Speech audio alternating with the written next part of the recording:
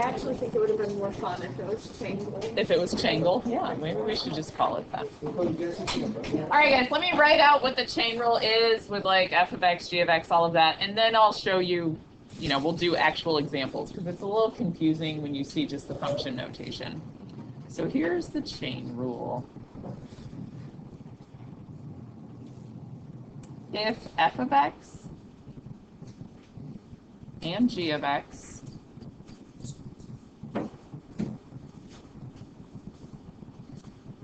are both differentiable functions,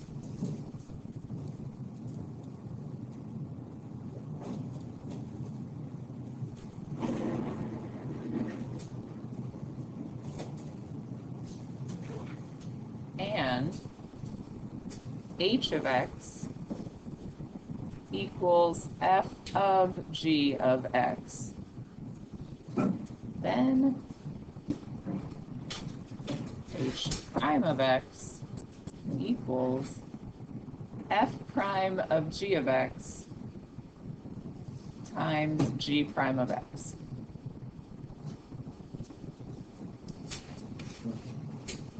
Perfectly clear, right? Don't need any more explanation. We're good.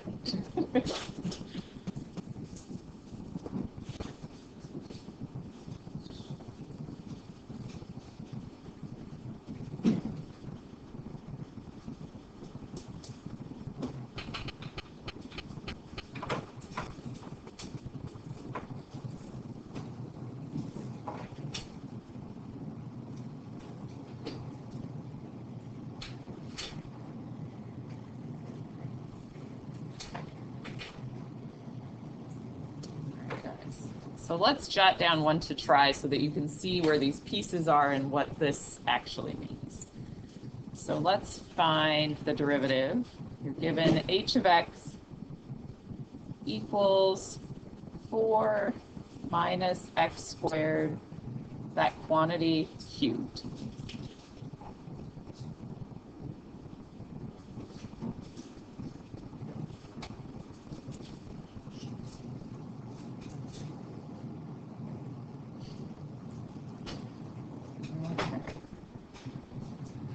Now, you could cube what's in parentheses and then use the power rule, but that's not very fun. And if that exponent gets bigger than cubed, it's really not very fun. So we have to learn the chain rule.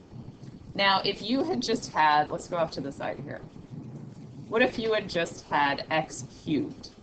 What would that derivative be? 3x squared. So that's where we start on this. We take like what's in parentheses here and leave that alone and look at doing the power rule on the rest of it. So I'm going to bring the 3 in front, leave that 4 minus x squared alone in there, and then that is all to the second power. Then the extra piece is you now have to take the derivative of what's on the inside. So what is the derivative of 4 minus x squared? Negative 2x, yeah. Stop there for a second, make sure you can see what happens.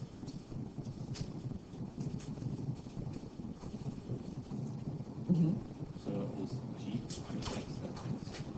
Yes, yeah, here I'll write it off to the side. Essentially, f of x is x cubed, like if you were to write this out in the different pieces.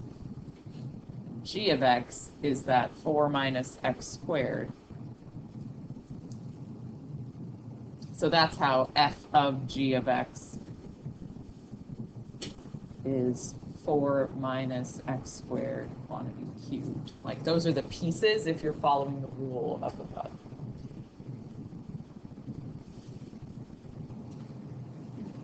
And then we can simplify our answer just a little more. I can multiply the 3 and the negative 2x together. So h prime of x is negative 6x times this quantity 4 minus x squared squared.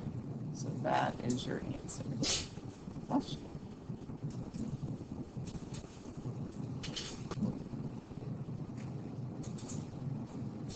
How we doing? Do you see it? Like, do you see the pieces?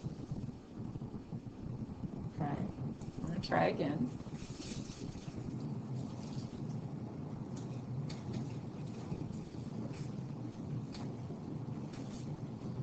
Okay, you guys try this one. H of x equals the quantity 4x plus 5 to the 3/2.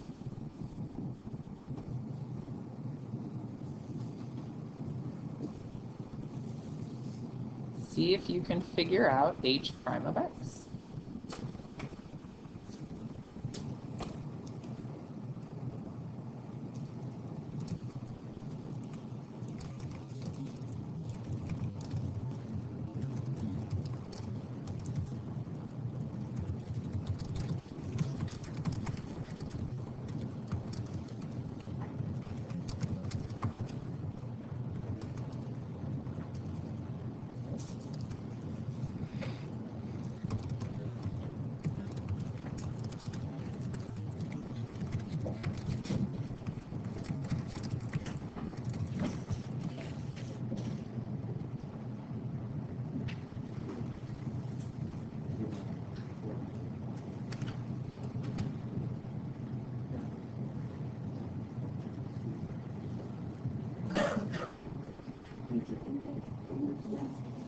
Check in with each other.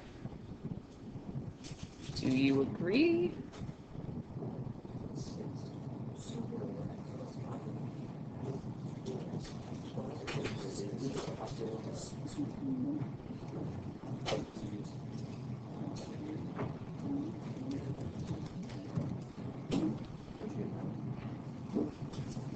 Are we ready? So you guys get 6 times 4x plus 5 to the 1/2? Yes? Okay, I'll go through it, but yes. All right, so the 3/2 will come in front. Leave what's in here alone. Subtract 1, just doing power rule here. Times the derivative of the inside, which is just 4. When you multiply that out, you get 6 times 4x plus 5 to the 1/2. Or if you like it better this way, you could say 6 times the square root of 4x plus 5. Either of those would be great.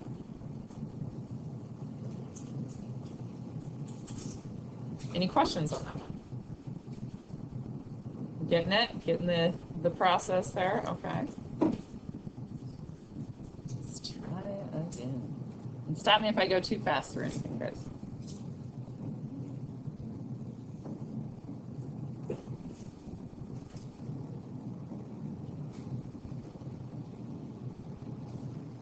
Okay, new one for you.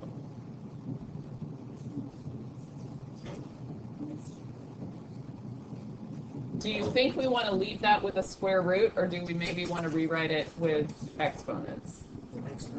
Yeah, I would look at it as y equals x cubed minus 1 to the 1. All right, you guys try this one again.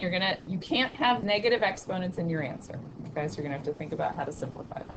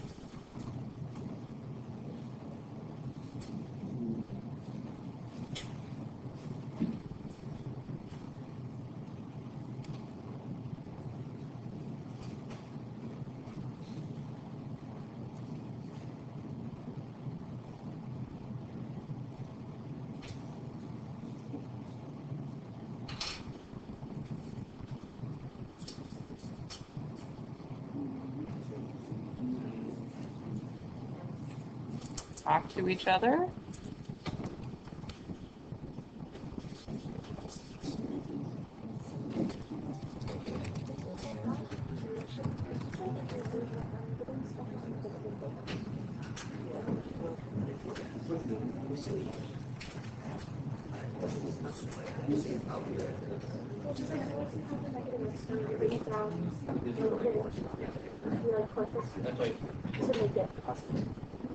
But I don't know. I did the 2x squared thing. I just keep subtracting 1 for some reason. Just really like subtracting 1.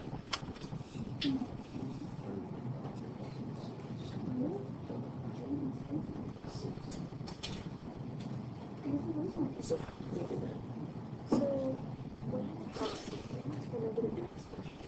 you just put it in. So you add like, you would just bring it up to the, or you had x to the negative, you would just put it up to the denominator. So when you took it. All right, guys, let's see how we did here. Exponent comes in front.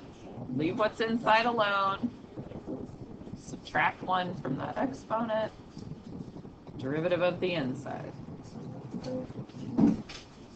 Okay with that step? All right. Now, your lovely negative exponent.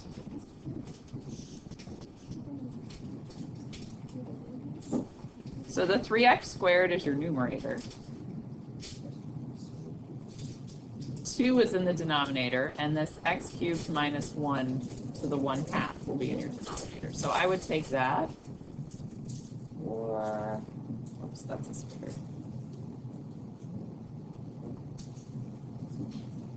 You could say over 2 times the square root of x cubed minus 1. Either of those would be fine with me. And no, you do not have to rationalize these. You can just leave it. How'd we do?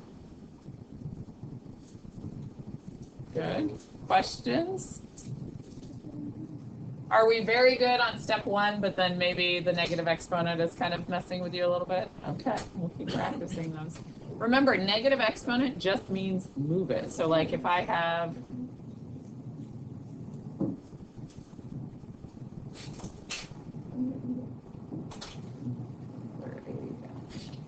if I'm simplifying that,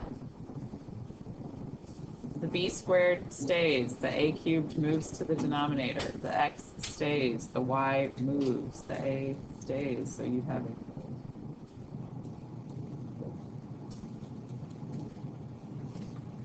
That's all it's doing, it's just moving it if it's a negative exponent. Doesn't change the sign on your coefficient, nothing like that, it just moves those pieces, okay? All right. Let's try again.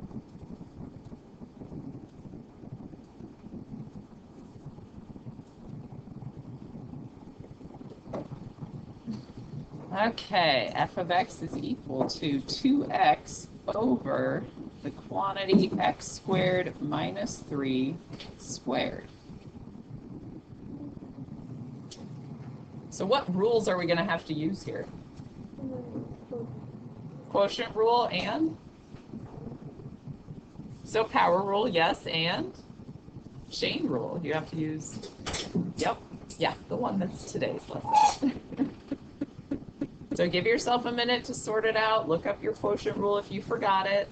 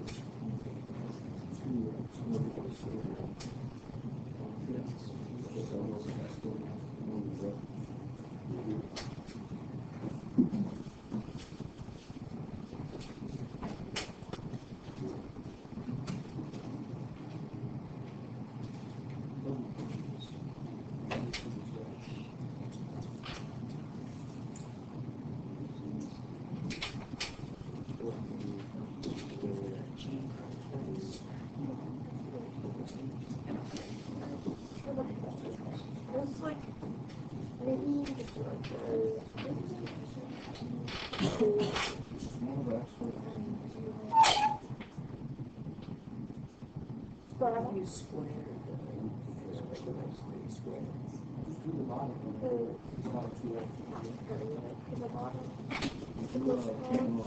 Oh, yeah, yeah, yeah. But I don't think that's right. I got 4x is basically x squared, 3, which is 2x. Square 2x, but the 2 is 2x is 4x.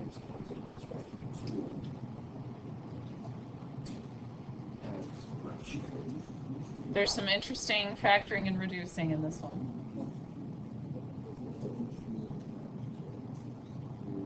But if you just do this, they're really the same as everything.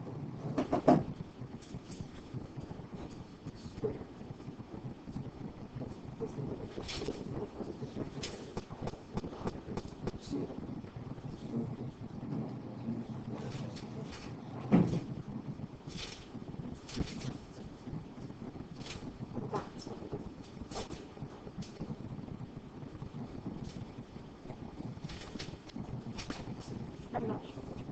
I'm gonna do it that way.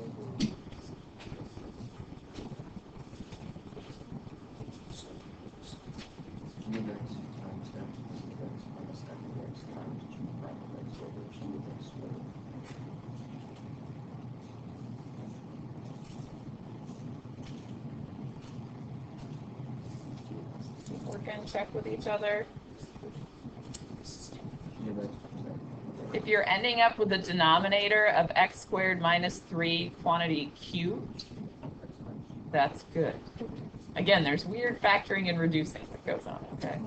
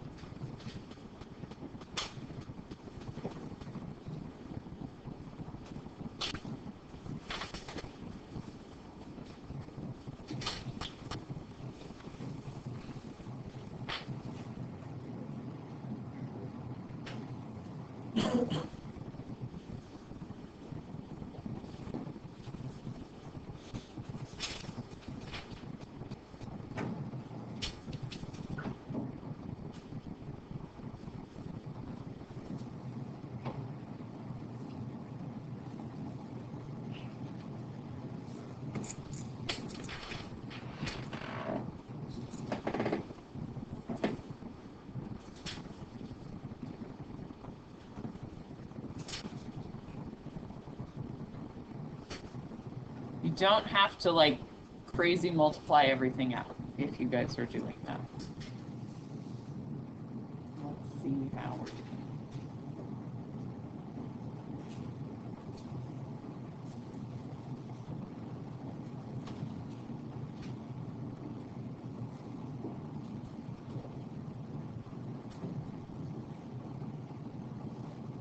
Okay, guys, look at my first step. Are we okay with that? The quotient rule.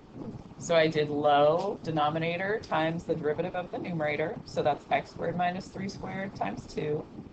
Then minus the numerator, which is 2x, times the derivative of the denominator. That's where the chain rule comes in with that 2. It's x squared minus 3 to the first power times 2x all over your denominator squared. Do we get that step? Okay. Right. You do not need to actually square these things and multiply them and all of that. Let me show you what we can do. I'm going to put the 2 in front just because I like that better. It doesn't really matter. So 2 times x squared minus 3 squared minus, do you guys see how this would be 8x squared times x squared minus 3? Okay. All over x squared minus 3 to the 4th. Rather than multiplying and trying to simplify and factor, we can actually factor from this step.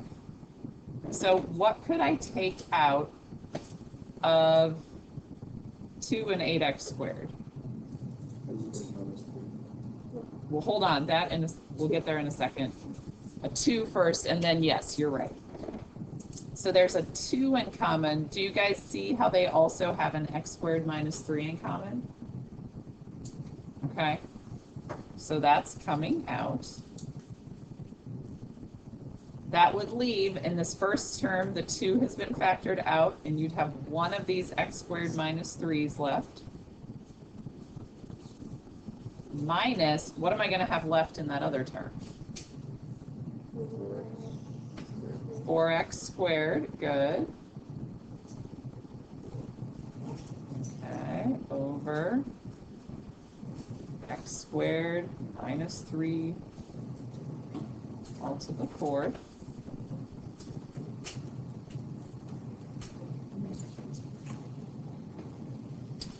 Okay, this is where your algebra skills have to be excellent. What can I cancel out here? What actually reduces?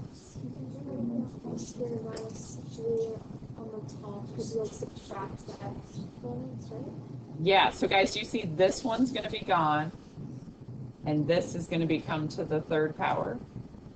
I can't cancel out the one in my little brackets because that's not a factor, okay? All right, we're almost there. So I have a 2.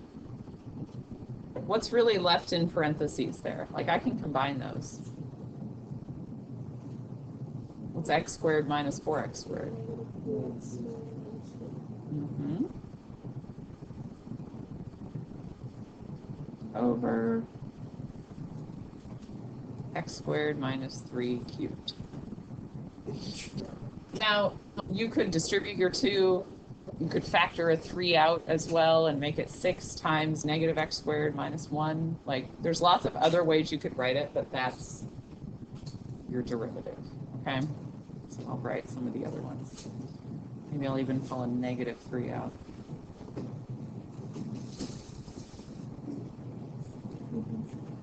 Yeah, see ya. Okay. Were you guys like squaring the quantities and multiplying and trying to simplify it that way? Just got kind of lost in the middle. Yeah. Does this make sense? Like, does that factoring I did in blue make sense to you guys? I know you aren't used to factoring out like a binomial out of something, but you absolutely can factor that out. Okay? Yes. Questions before we try again? We just have one more in the notes, guys. Okay. How long? Is it the same length as this one? It's not a fraction, so it's a little shorter than this one. It's a similar idea with the factoring, though, so you'll get to practice that again. I did it in like 5 lines. I mean, up here I'll skip lines, but just so you can read it. All right, so our h of x is x squared plus 3, quantity squared, times 8x minus 1.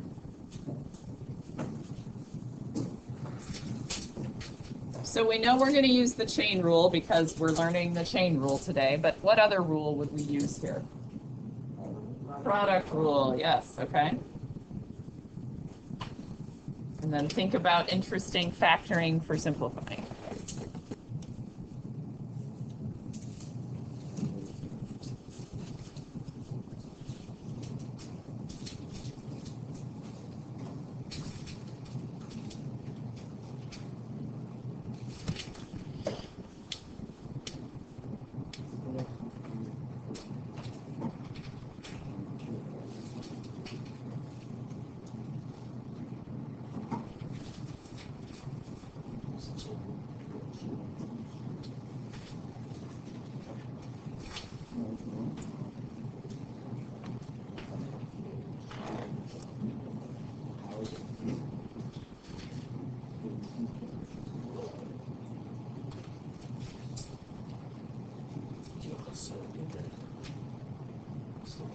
this to just be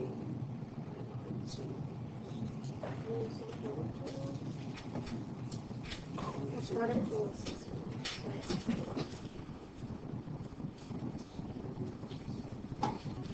Individually, they're not hard, but when you have to like combine everything, it's just a lot. You haven't done enough of them yet.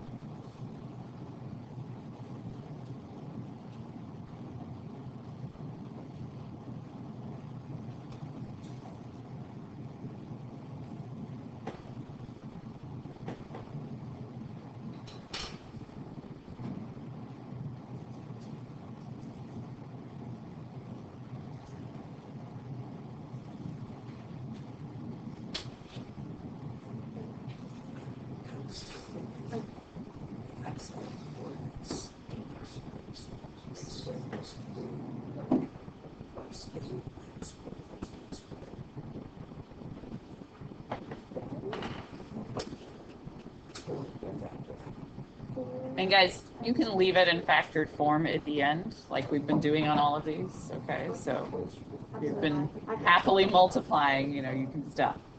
Yeah, I just kept going. I was You're like, oh, I can do this. All right, guys, let's look. I'll show you the interesting factoring again. let's see. All right, so I do it in the same order as the quotient rule, just so I don't have to try to remember different things. So I always do the 8x minus 1, then times the derivative of the first one, which would be 2x squared plus 3 to the first times 2x plus, now the first thing, the x squared plus 3 squared times the derivative of the second, which is just 8. Are we doing okay with that product and chain rule? Okay. Then it's just simplifying from there, right? Okay, so I'm going to go ahead and multiply. I've got lots of things happening here. I'm going to leave the 8x minus not. I'm going to make it 4x in front. 8x minus 1. X squared plus 3. Move the 8 in front. Squared plus 3 squared. I just multiplied two things. That was no big deal there. Now let's look at what we have common factors between these two. What's one thing that we've got in common? A 4, right? I can take a 4 out of the 4 and the 8. So I know that's going outside. Exactly. You guys see it? They both have a factor of x squared plus 3. Okay.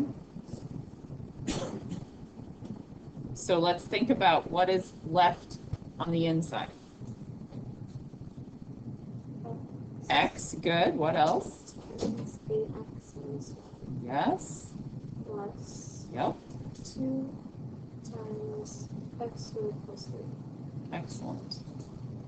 Let me stop there for a second and make sure we are okay.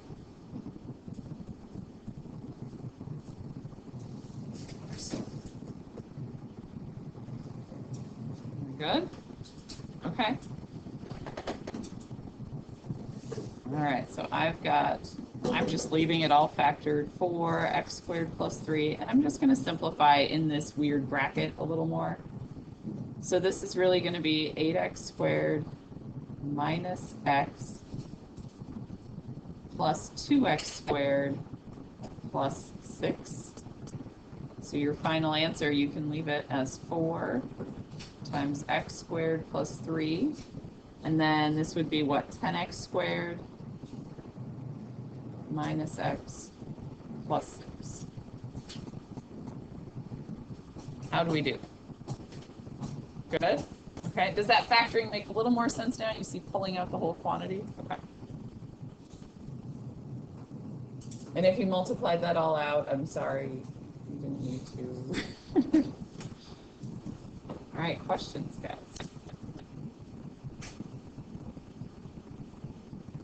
That's the end of notes for 10-6. The end of Unit 10 notes.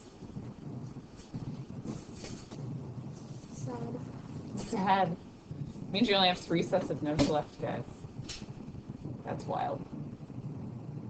Okay, so keep your notes out. We're going to just do a bunch of chain rule practice now on quizzes, okay? So partner up.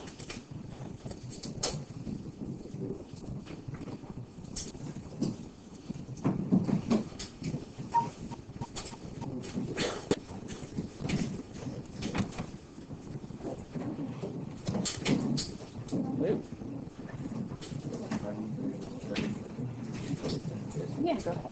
Just grab a pass, okay?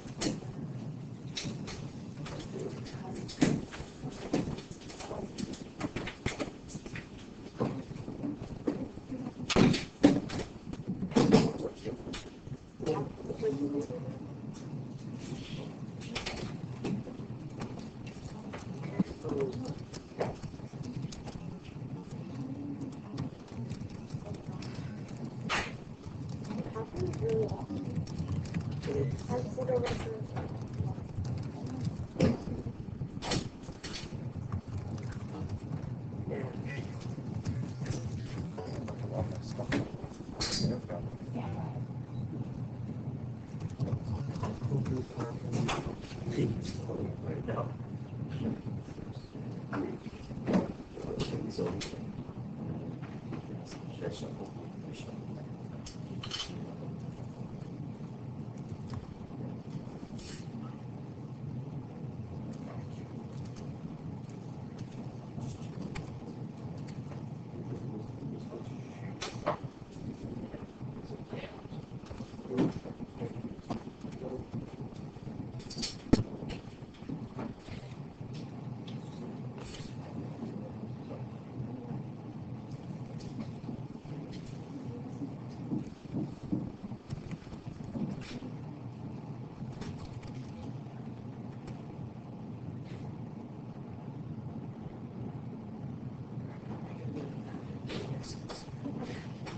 Yeah, go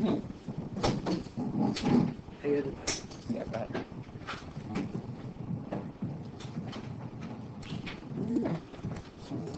If you change the ice slice, you put the two out, Yep. and then you also factor the inside, so you get 2x. You put 2 to 2x, and the x squared plus 3 plus And then why is 1 degree less than, right? Like, yeah? okay. Why is the Why 8x is that minus there, and how do you get the second factor? So it's the product rule. So you do this function times the derivative of this one. So that's Yeah. what all of that So that's is. I see. And then plus this Okay. function times the derivative. Okay. Yeah. So it's a combo product rule and chain rule. I wasn't sure what to do. Right. Is there rules of which one goes first? So you're using, like you use them simultaneously. Like you recognize, oh, it's a product rule problem, and in the middle of that product rule, I have to use the chain rule.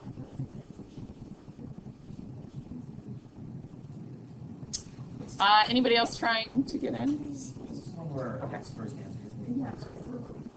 I think time will matter, yes. But if the timer goes off, you can still answer the question. You don't have to like answer before the timer.